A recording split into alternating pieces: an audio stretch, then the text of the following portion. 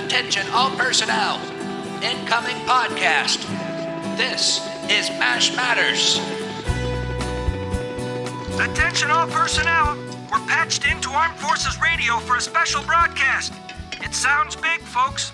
Yes, this is big. This is big, folks. Jeff Maxwell, this is massive. This could not be bigger. This is going to be one of those moments that you will remember where you were when you heard this news. Yeah. You will be telling your grandchildren someday, I remember the day I found out who played General Douglas MacArthur in the episode Big Mac. Ladies and gentlemen, we have the definitive answer. No more guessing, no more urban legends, nothing. We are going to put it to rest today. But you're going to have to wait because we're going to do it later in the episode. That's called a teaser, isn't it? Wasn't that a teaser? I am a tease, yes. Yep, you are a tease, Ryan Patrick. The hair on the back of my neck is standing up. I have been so teased. Yeah, this is the biggest unanswerable question in all of Mashdom, and we're going to answer it today. And this is the first time we're actually going to do a 4.5-hour podcast. So you have a little time. Sit back and relax. We're going to make you wait as long as we possibly can. But before we get to the big news, we're going to jump in and read some more messages and some more questions from listeners. Jeff, take it away. I'm going to start with Jay. Jay says, great podcast, guys. Thank you, Jay, for writing. Next. Ryan, you want to take the next one? I think he has a little bit more there. I'm sorry, he's got more. Great podcast, guys. I'll cut to the chase. In the most recent episode on points and rotating home, I don't recall if Trapper and Hawkeye arrived in Korea at the same time. The war was only 3 years long, so 6 months difference in arrival could be huge. Unless they arrived together and forget what I just said. Second thing, in your answering of questions from episode 75, you talked about the inconsistencies of the surgeons drinking, and I've got an inconsistency with your inconsistencies. A possible reason why the doctors would get so sloppy drunk at the officers' club or in the swamp is that, if you recall, in some of the episodes that the PA announces about certain surgical teams reporting for duty when the choppers arrived. So I conclude, is it possible, Your Honor? Gentlemen and ladies of the jury, could it be that those drunken moments are when they were on a team that was scheduled off duty and wouldn't have to report in case of wounded? I ask you. There's your out clause for not having to worry about operating smashed. Thanks. I'll hang up and listen. Well, thank you, Jay. Yes, there have been a few references to second surgical team report to the chopper pad where this mythical second team of doctors would be on call to handle all emergencies. Why did we never meet these doctors? Where were they? Where was this second medical team staying in camp? I mean, good heavens. We have 4 doctors, Potter, Hawkeye, we have BJ/Trapper, and we have Frank/Charles. We have 4 surgeons that we know of. If there is a second medical team, wouldn't we also meet them? Wouldn't they also sometimes be involved with surgery? Maybe they mix it up and somebody from the second team plays with the first team. I mean, it boggles my mind that there was a second medical team in camp that we never saw for the entire duration of the show. Yes, maybe that's the sequel. Okay.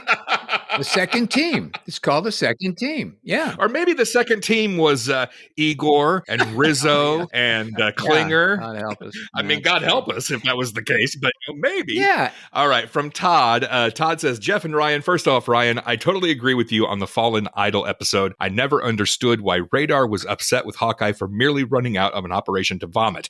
In your recent podcast, 7/7, you got an email from a fan pointing out the other drunken times you mentioned when the doctors were not in the OR. I just want to point out to that fan that a few episodes after Fallen Hero, in the episode The Light That Failed, Margaret and Charles eat the tainted canned pheasant, and Charles ends up running out of the OR to vomit. Granted, he wasn't drunk, but he ran out of an operation to vomit, and Radar never complained about that. Also, I agree with that doctor on the pronunciation of tinnitus. I have had some tinnitus myself, and that's how I've always said it. But also, the pronunciation tinnitus sounds too much like a joint affliction, tendinitis, so people could confuse the two if they heard the incorrect pronunciation of tinnitus. Could you say that again? I can't hear you very well from the ringing in my ears. Just one more time. What did he say? Oh, I think you have tendinitis, Jeff. Oh, I do. Yeah. Yeah. Well, my elbow hurts bad, so maybe so.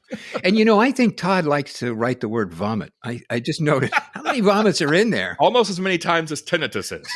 And it's true, though. It's true. He brings up a valid point. Charles does leave the operating room to go vomit. Mhm. He's not in a good state. He has food poisoning. And I recently went through some of that myself, and I know what that feels like. Mhm. You can't focus on anything. So he was in no condition to operate, but you didn't hear anybody complain about Charles leaving. So I don't know. What can we say? It was a television show. Hey, if we were writing it, things would have been different. But, It wouldn't have lasted a season if we were writing not it. a season. Not a The season. name of this podcast would be MASH Doesn't Matter if we wrote it.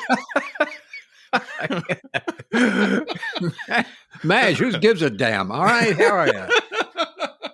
So the lovely Dawn says, "Hi, Ryan and Jeff. First of all, I just started listening to your podcast." Well, thanks, Dawn, for gosh sakes. And I love it. Well, all right. You're forgiven. Thank you so much for the work you put into it. I am a musician, and I spend a fair amount of time sitting at a desk making reeds for my instrument. Mm. Wow. I used to play the clarinet. Yeah. I tried to take clarinet lessons. Speaking of reeds, Mm-hmm. you got to have a reed on a clarinet. Mm-hmm. I quit playing the clarinet because in order to play it very well, you have to get the reed really wet. Mm-hmm. And the clarinet teacher said, well, stick the reed in your mouth and suck on it for about 20 minutes. And I did that twice, and that was it. I went, okay, how about the guitar? I'll try the guitar. Do I have to suck on the guitar? No, you don't. All right, give me the thing with the strings on it. All right, so making reeds. That's amazing that she makes her own reeds. I went to the music store and bought them and then sucked on them. All right, this process can be a little tedious. I'm learning so much about you in this Aren't episode. you? Jeff. Please proceed. But this process, ladies and gentlemen, can be a little tedious, but listening to your podcast makes the time much more enjoyable. Well, that's good. Like so many other folks, I grew up with MASH and remember watching every Monday night with my parents when I was in elementary school. When I was a little older, I remember syndicated episodes of MASH showing at 10:30 p.m. I was supposed to be in bed by then, but would sneak into our kitchen and watch through a doorway as much of an episode as I could before my folks caught me, beat me to a pulp, and sent me to reform school. No, she didn't say that. No, she didn't really say that. Before my folks caught me and sent me back to bed. I loved the show as a kid and still love it to this day.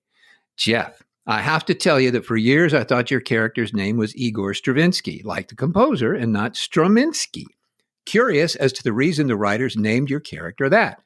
Was it a nod to the composer or just a coincidence? Sorry if you've already answered this question. I haven't listened to all the podcasts yet. Ryan, you mentioned in one of the podcasts you live in Illinois. Mhm. I just assumed you lived in the Chicago area, but was excited to hear you live in Southern Illinois, which is where I grew up and currently live. Hmm. Also read you were in a production of Greater Tuna, which is one of the funniest plays I have ever seen. I'm sure you were wonderful in it. Thanks again, Dawn. So it turns out Dawn actually, I think, grew up in a town really close to where I live. So, yeah, thanks, Dawn. Southern Illinois. Yeah, we're nowhere near Chicago. I live in the part of the state of Illinois that's not corrupt. So remember Igor Stravinsky and Stravinsky, remember we had a conversation, I think it was, who was the writer? John told us? Rappaport. John I think it was Rappaport. John Rappaport, yeah. Yes, they were having a meeting with Burt Metcalf about stories, so forth and so on. And they said, we have to have Igor's last name. What's Igor's last name?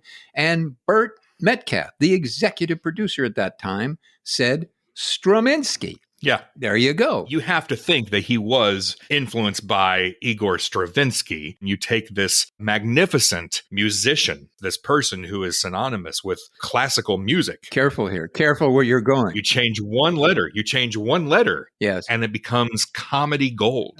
changing a V to an M. Yes, obviously. Comedy gold. Thank you. Oh, and the show that I was in called Greater Tuna, it is a very funny play. If you ever get a chance to see Greater Tuna produced by anybody, it's very, very funny. And yes, Dawn, I was wonderful in it. I wonder if she still has to watch MASH through the crack in the kitchen door. In the kitchen door. Oh, just for old time's sake. Poor thing. Okay, let's jump ahead here to Kyle. He says, "Hi, Jeff and Ryan. My name is Kyle, and like many others, my dad introduced me to MASH. I'm actually an adopted South Korean, but a millennial. I recently went back to the table read episode, and curiosity got the better of me, and I wanted to see what Hawkeye's $38.20 bar tab would be today, and it came out to $401.90. Wow.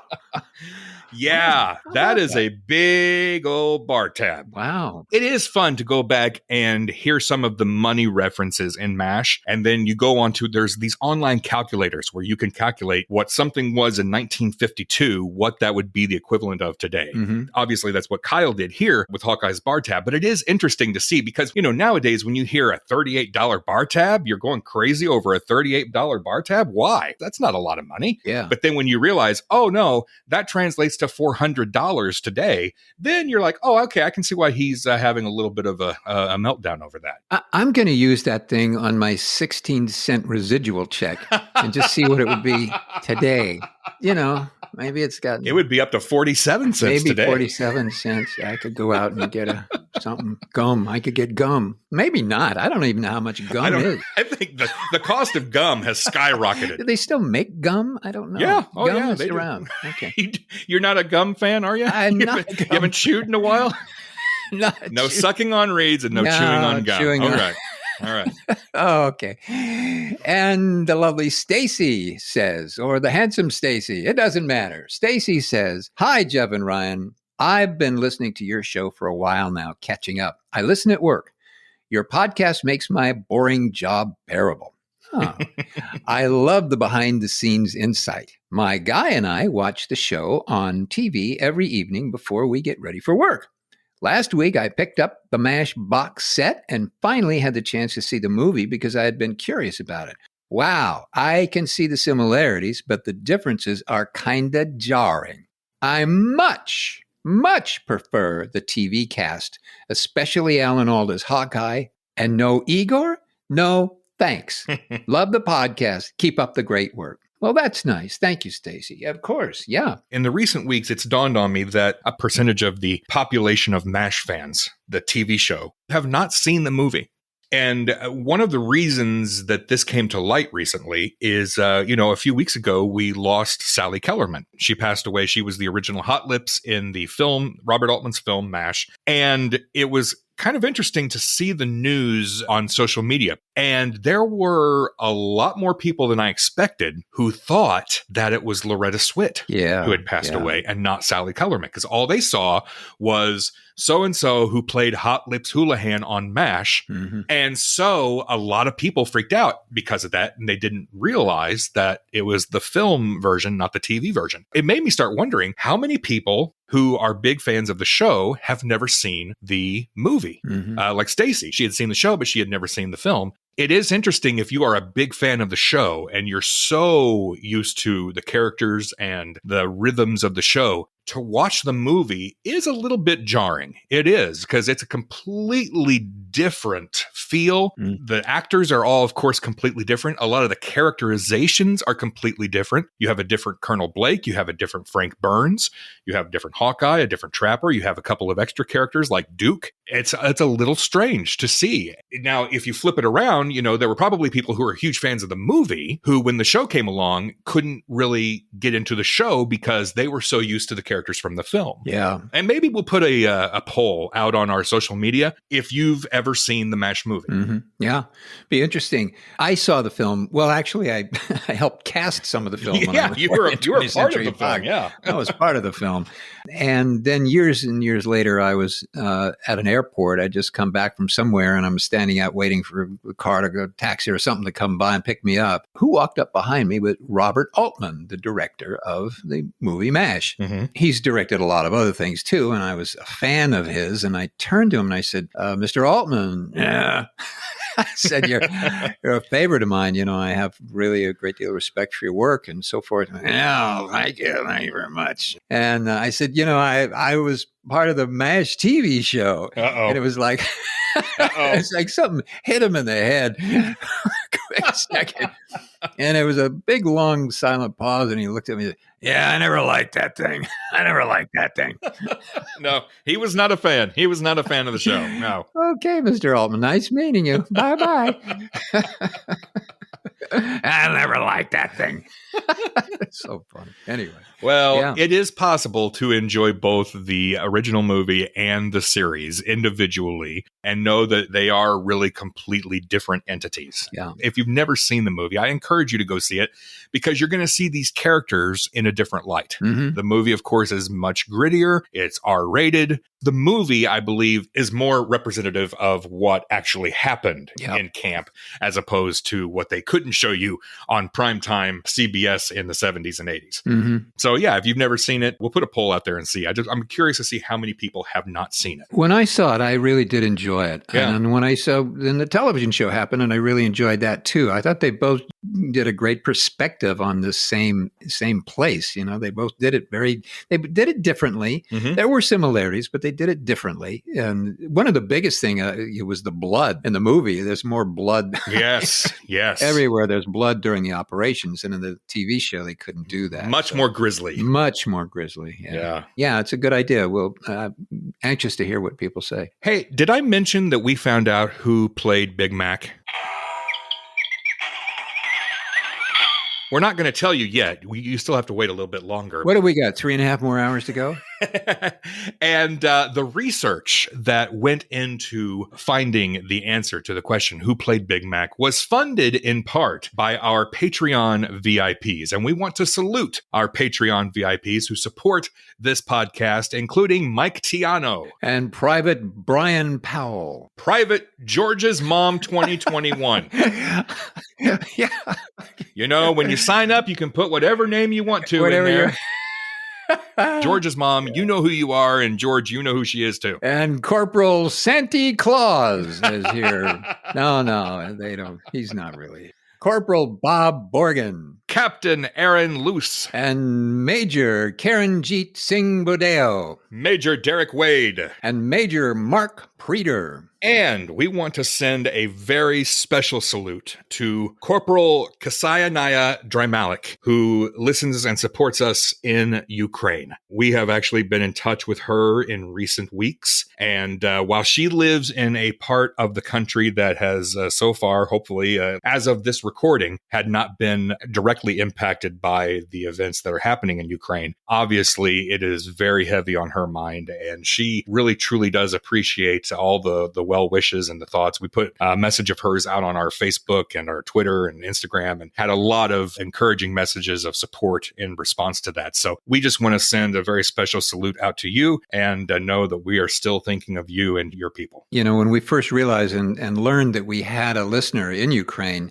we were very excited, and oh boy, somebody's listening in Ukraine. That's wonderful. And she became a Patreon participant, and it was incredible. What a wonderful thing.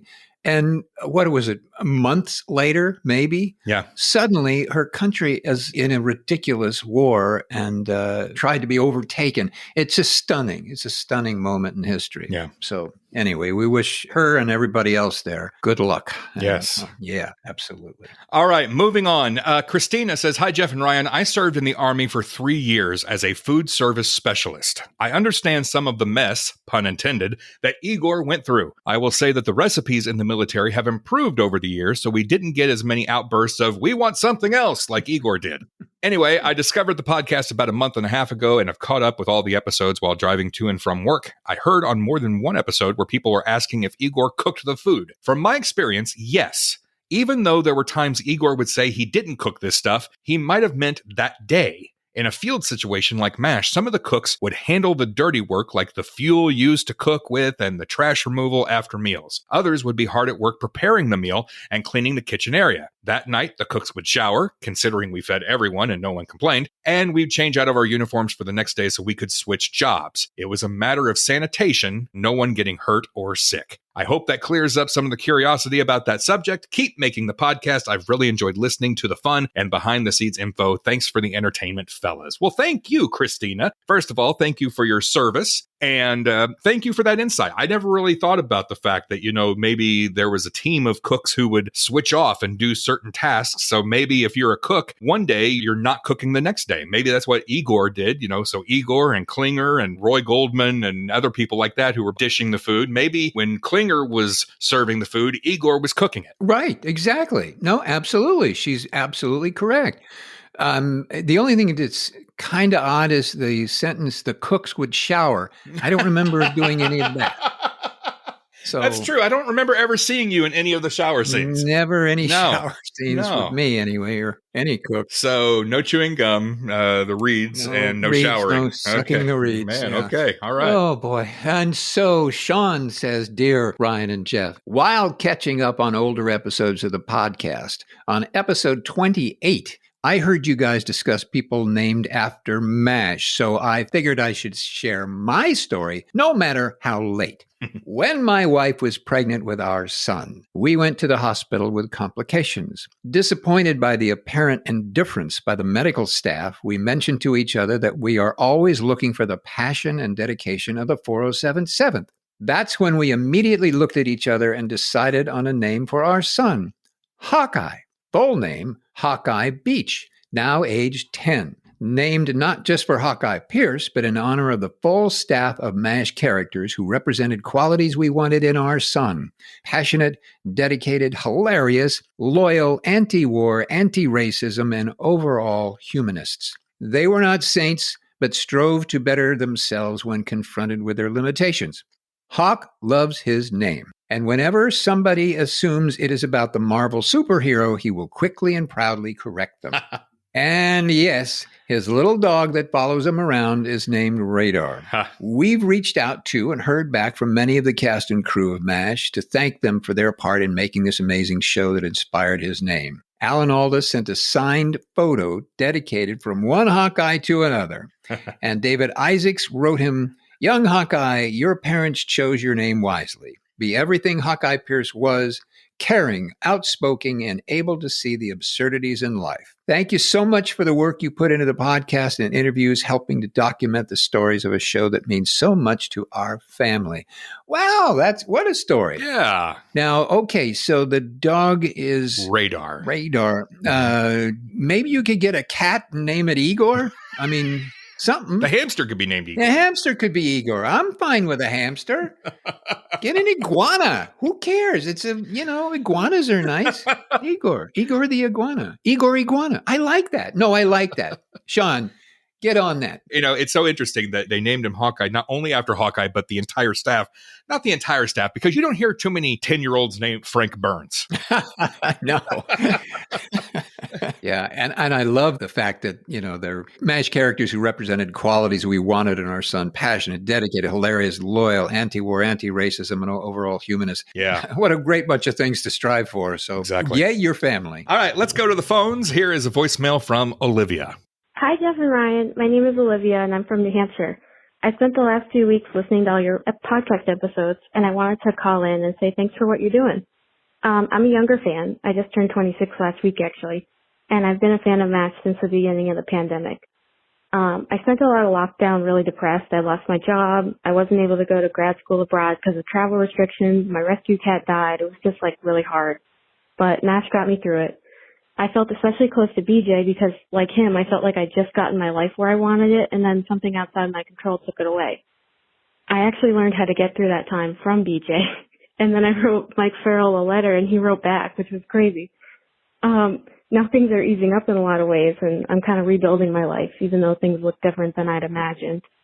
Unlike lockdown, where I was stuck inside with my brother, my sister, my parents, now I live alone, and I work from home, so it gets kind of lonely. When I'm doing database work or cooking, or even this weekend when I was washing floors, I put you two on, and it helps me feel more at ease. I also do have a question. My two favorite episodes are Movie Tonight and War of Nerves, and I love when the cast sings with each other, Jeff, I don't think you were there for Movie Tonight, but were you on set for War of Nerves? And if so, can you describe what that was like? Anyway, Stay well, and as Klinger says in Hepatitis, you are what you mash. Bye. All right. So, Jeff, Yes. I'm going to go ahead and I'm going to answer this for you. Okay. You were Thank not you. in that episode. All right. You were not. I've heard that before. And the reason you weren't in that episode is because the episode War of Nerves actually fell in season 6. I'm actually getting a rash on my neck, right? As you say these words.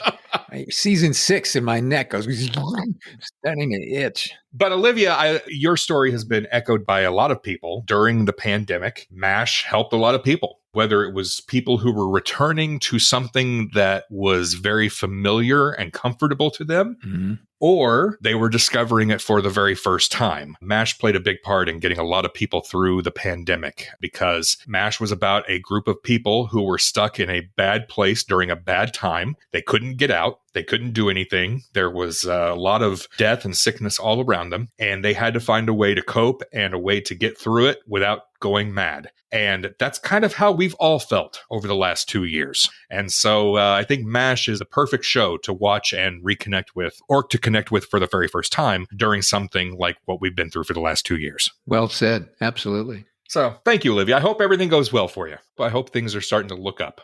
Yeah. All right. Jason says, hi, guys. While watching an episode of 8 is Enough, I spotted a young Jeff Maxwell. Oh, my goodness. Which brings a lot of questions to mind. 1, are the worlds connected? The timelines don't seem to match up. 2, did Jeff hook up with any of the sisters?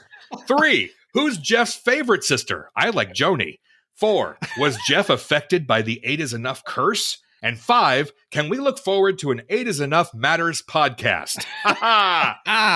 So there's a lot of questions here, Jeff. Let's dive in. 8 is Enough. For those of you who don't know, 8 is Enough is a television series that aired in the mid to late 70s. Dick Van Patten was the star of the show, and it was the Bradford family. They had 8 children, and that was enough. That's pretty much what the show was about. And you made, how many guest appearances did you make on that show, Jeff? I believe it was 2 or 3. Okay. I believe. And my favorite person was who played the mother? I forget. She's a very good. Well, I'm going to have to look it up. I'm going to go to my friend Google, and I'm going to find out who played the mother on 8 is Enough because I can't remember. His wife, Joan, was played by Diana Hyland. Really? It was Diana Hyland? No, let me hope. Maybe I'm wrong. Wait a here. minute. No, his wife, Joan. Okay, now wait a minute. Yeah. So the show aired from 1977 to 1981, and Diana Hyland was Dick Van Patten's wife. In reality, Diana Hyland was diagnosed with breast cancer and actually passed away in March of 1977. So her character's death was written into the second season of the series. As the series progressed, the character of Tom, played by Dick Van Patten, fell in love with Betty Buckley. Thank you. There Who you played Sandra Sue. So yes, Betty Buckley is the one who is most known for being the mother on 8 is Enough. Thank you. Yes, it was Betty Buckley. I had a crush on Betty Buckley. Okay. I'm not that a Diane Hyland, and I'm so sorry to hear that. I didn't realize that, and that's very sad. Yeah. But I think in my later episodes or whatever I did, I was involved with her, and well, not involved. I mean, I wanted to be involved, but I wasn't involved. So that answers question number 2. Did Jeff hook up with any of the sisters? I'm guessing the answer is no. That's correct. Okay. Yeah. Even if it was, you probably wouldn't answer that question here on the podcast. Without my attorney present, certainly. The question was, Jeff affected by the 8 is Enough curse? And I wasn't really familiar with the 8 is Enough curse. So I looked this up, and evidently 4 of the actors who played the children ended up with pretty heavy substance abuse issues. And then one of the actors who played one of the daughters, Lainey O'Grady, who played Mary, died of a drug overdose in 2001. So yeah, I guess there was a little bit of a curse. Now, Jeff, were you tainted by 8 is Enough? Well, I just got out of rehab, so, maybe not. I don't know. I guess I shouldn't be laughing at that. No, we shouldn't. No, I'm kidding. I shouldn't make a joke out of that. No, I wasn't affected by that. No, I wasn't. I didn't do those things. They were very nice, and I remember it being a very pleasant place with very nice people. So it's very sad to hear what happened to them, and I'm sorry. Did I ever tell you that I met Dick Van Patten once? Really? Yeah. No kidding. He came to our area with a touring production of The Sunshine Boys. Oh, how fun. It was him and Frank Gorshin. Oh, yeah. Great. Yeah, who was, the original Riddler on the Batman television series. Yeah. So this is back in the early 2000s. It was a great show, and I knew where the stage door was, and I just went and kind of hung out at the stage door, and me and a couple of other people and my wife, and we were standing there, and eventually here came Dick Van Patten, here came Frank Gorshin, and we stood there for 10 or 15 minutes talking to them. They were really nice. I think Frank Gorshin was looking for a local watering hole to go explore. Dick Van Patten, I believe, was eating a donut when he walked out. But they were both very nice and very generous with their time. And so that was my brush with Dick Van Patten and my brush with 8 is Enough. Very cool. So I think between the two of us, I do believe we are both qualified to do the spinoff 8 is Enough Matters podcast. Certainly we are. Yeah. We'll start tomorrow. Let's get some research done and we'll go. Dick Van Patten was a nice guy. Interestingly enough, this is a little factoid behind the scenes. He had a son that grew up to be a film director. And a friend of mine and I were trying to be screenwriters, and we wrote a movie, and we got it to him. We sent it to this young whippersnapper up-and-coming director, and he loved it. And so we had a couple of meetings about him being the director of the movie. And it was a lot of fun. The movie never got made because movies are notoriously difficult to fund. And so that movie never got funded. But we were very complimented by the fact that he was so in love with the film itself. We'll have him on the podcast. Yeah, we'll get him on. The 8 is Enough podcast. The 8 is Enough podcast. Yeah, this is great. Talk about Betty Buckley. Well, let's move on to Paul. Hi, Ryan and Jeff. I am an avid fan of MASH based in Brisbane, Australia. I have not a question, but a bit of history for you. MASH often talks about General Douglas MacArthur. Well, in 1942, Douglas arrived in Brisbane, where he commanded the Asia-Pacific region. He arrived at South Brisbane train station July 23rd, 1942. During his time in Brisbane, he had a beautiful pool table set up in his headquarters. He was based in Brisbane until 1944. I work for the ABC Australian TV, radio, and online broadcaster. Upstairs in our building, we actually have his pool table. It doesn't get used very often, but it is a beauty. How cool. That's neat. I know this isn't specifically MASH, but I thought it was a cool factoid to share with you guys. This is my current connection to MASH in a way not many people would know about. My second connection to the show is when I worked for a different commercial TV broadcaster. Every day at 5 p.m., I would broadcast MASH across the country. Whilst they were reruns, the show continued to rate well in 2009. I understand this was a random email, but for some reason, I thought I had to let you guys know. I love your podcast. Please keep up the good work. Wow. Okay, Paul, here's the deal. I'll give you $200 for the pool table. I'll give you $300 if you pay the shipping. That's not a bad deal. But how cool is that? I mean, you've got MacArthur's pool table. Not many people can say that. And hey, Paul, Ryan and I'd be interested in talking to you about being hired at the ABC television thing you got going there. I think we need to start talking to Paul about having the TV station coordinating the MASH Matters Australian tour. Oh, I like that. For the big 50th anniversary coming up. Yes. All right. Here you go, Paul. Let's get on the ball. And you got some balls there. You got actually Douglas MacArthur's balls. Well, I mean, I don't mean it like that. You know what I'm talking about. Well, I think this is a perfect segue into our big news. This is the part that everybody's been waiting for. They've been thinking this entire episode, golly, Ryan and Jeff, shut up and just get to the MacArthur stuff, because that's what we really want to hear. Let's set this up. Back a year ago, we did an episode 57. If you want to go back and listen to it, you can do that at mashmatters.com. We did an episode called Answering Unanswerable Questions. And one of the unanswerable questions is, who played General Douglas MacArthur in the season 3 episode Big Mac? There's been a lot of speculation, and there have been some people who have found some answers, and actually there have been people who have found the correct answer, but we didn't know if it was correct or not. We just never really knew who was this actor. Now, there has been an urban legend going around for years that it was Robert Mitchum. And we dispelled that a long time ago. We put a side-by-side comparison on our website. Look at it, and you can see that is not Robert Mitchum. Plus, why would Robert Mitchum do a one-off guest appearance where he has absolutely no lines? That's not going to happen in 1977. Robert Mitchum wouldn't do a ride-through. No. So it wasn't him. Some people have thought it was MacDonald Carey, and it's not MacDonald Carey. So I've been doing research on this for a while, and I found a lot of different answers. I was on Reddit, and I found a comment from somebody on Reddit, and they go by the screen name BA_RU_CO.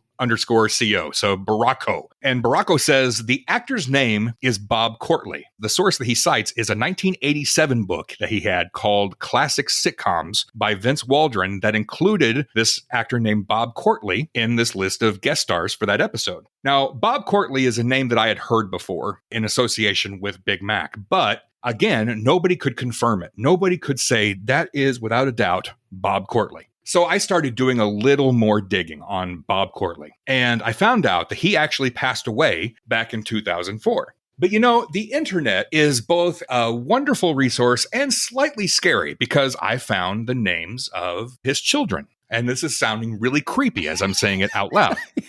Just a little, but it ends well. Yeah. So I found through social media, I tracked down somebody who I thought was his daughter. And I sent a private message, not knowing if I would ever hear anything. But within a few minutes, his daughter responded and said, yes, my father, Robert Courtley, did play General MacArthur. It was a eureka moment, Jeff. It was the moment that I've been waiting for. We've been talking about this ever since we started the podcast. Yes. This has been a question that's come up multiple times. And what's very interesting is like 2 or 3 days after I got confirmation that Bob Courtley was indeed the actor who played MacArthur, on Facebook and MASH groups, there is this little graphic that's shared quite often saying, did you know? And one of the did you knows that showed up talked about one of the possible actors who played MacArthur was Robert Courtley.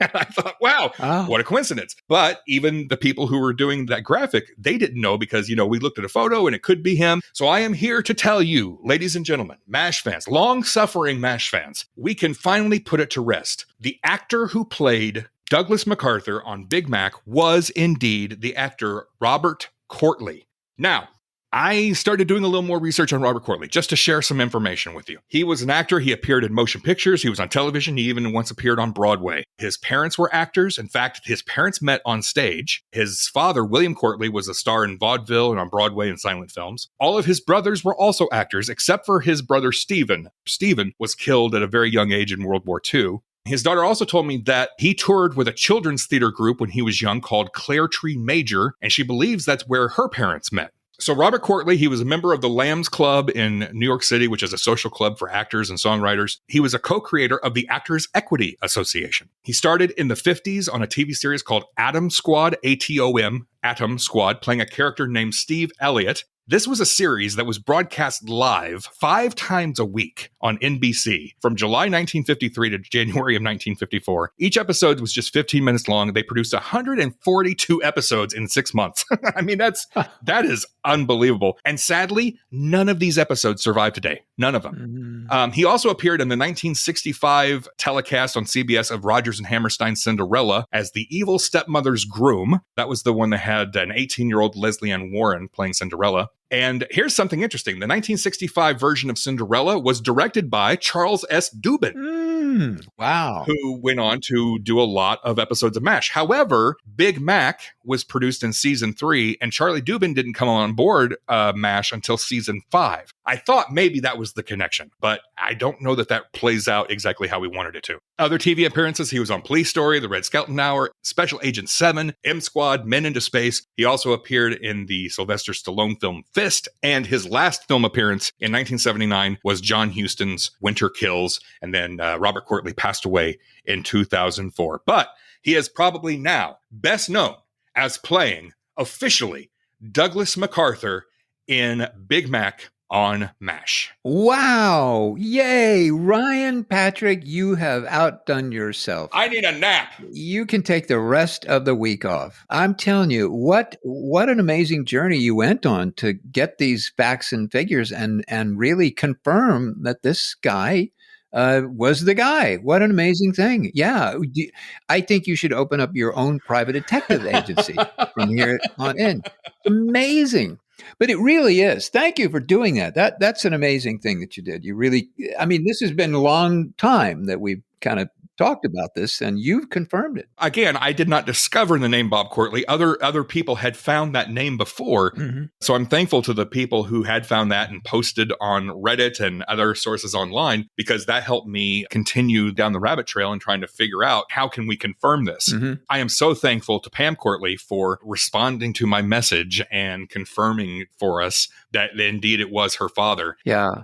So thankful for doing that and giving us the green light to tell everybody, yes, indeed, this is the one, because he deserves credit. He was not credited in the episode. He deserves credit. You know, and as we're talking about this, I'm wondering in my head, how did this work? How did he come to that moment? Yeah. And I'm going through the casting process and I'm thinking, well, okay, so it went out to a casting director. The casting director reads the script and says, well, we need this character. And the director says, yeah, we got a guy standing on the Jeep, and well, it's got to be Douglas MacArthur. Mm-hmm. And so the casting director at that point would probably go through some pictures that he or she had and looking at faces and body types and so forth. And perhaps that's the way it happened. Maybe they saw his picture and thought, oh, wow, it's kind of looks like the guy and he's big. And so that may have been how he got there, because he didn't have to audition, yeah, you know, other than just walk down a hall or something, but he didn't have to do anything.